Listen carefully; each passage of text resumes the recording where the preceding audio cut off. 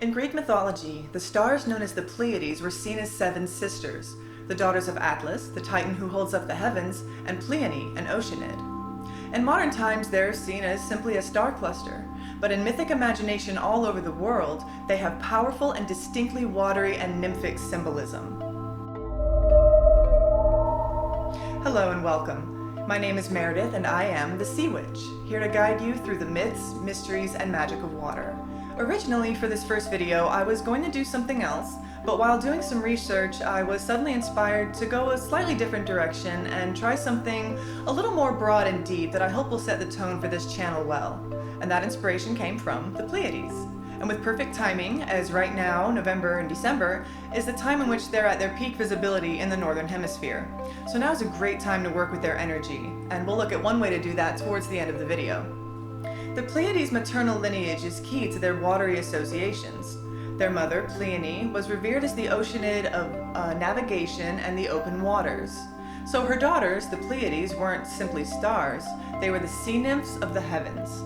This was reflected in Greek daily life, as sailors would use the rising and setting of the Pleiades to mark the beginning and end of the sailing season. So through all this, they can be seen as both literal and symbolic guides, providing safe passage across both literal waters and the waters of our subconscious. The story of their transformation is deeply mermaid-like. They were pursued by Orion, the hunter, and they fled across land and sky until Zeus took pity on them and turned them first into doves and then into stars. This reflects many sea maiden myths in which a male, who is either mortal or divine, pursues the elusive water woman until she is transformed to preserve her freedom. In different mythologies, the Pleiades are seen as a feminine, watery collective. In both Maori and Hawaiian tradition, the Pleiades signals the new year as well as the time for planting and fishing.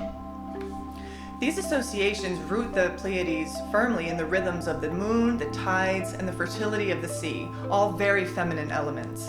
In Babylonian lore, they are known as the stars of the Great Flood, linking them to deluge myths and the watery chaos of Tiamat, a goddess we'll discuss much more in future videos.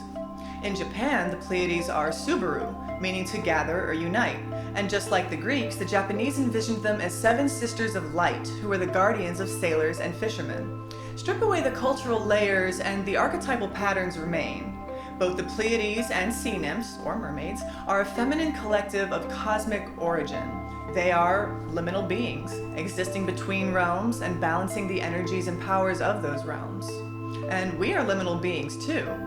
I mean, we are literally made of water and starlight. We are about 60% water, and the hydrogen in that water was created shortly after the Big Bang, the oxygen being formed by stars and spread through supernovas. So water and starlight is not just poetry, it is our literal chemistry. I don't know about you, but that actually makes me feel pretty magical and special. And if you need some help feeling that magic, here's a simple exercise you can do, which has nothing to do with any dogma or deity or belief system of any kind. It is natural and universal. I first learned this several years ago, and then came across it much later in this book, 6 Ways, Approaches, and Entries for Practical Magic by Aidan Wachter. This is an excellent book of basically foundational magical practice. It's not long, it's a quick read, but it packs a punch. It has a lot of great information. I highly recommend it for both beginners and for seasoned practitioners. Now, in the book, this exercise is the beginning of a simple directional ritual which shows up in a lot of different witchcraft traditions. In fact, if you practice any kind of witchcraft or occultism, you're probably going to be familiar with this exercise, or at least some version of it. So to begin, what you want to do is just stand or sit. I recommend standing if possible, but be comfortable. Sit or stand nice and straight. Begin, of course, by just taking a few breaths, and visualize or feel or otherwise sense roots growing out of your feet and into the earth.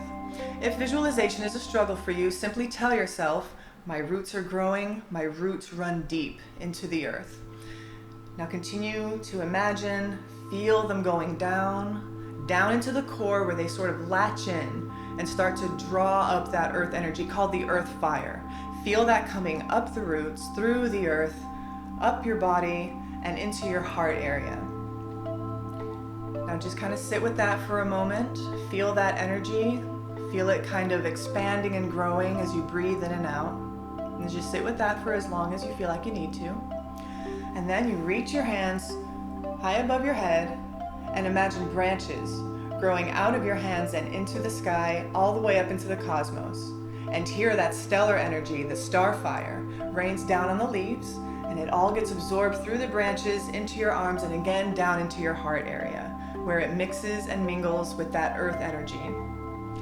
Again, just sit with this and feel it for a moment. Feel yourself connected to the above and the below and see how that makes you feel. This is a great way to start a ritual, to start your day, to start a creative project, anything else like that you can think of. If this was new to you, let me know in the comments how it made you feel if you gave it a try. And if you're familiar with this or something similar, let me know how that works for you in your unique practice. Thanks for watching. See you next time.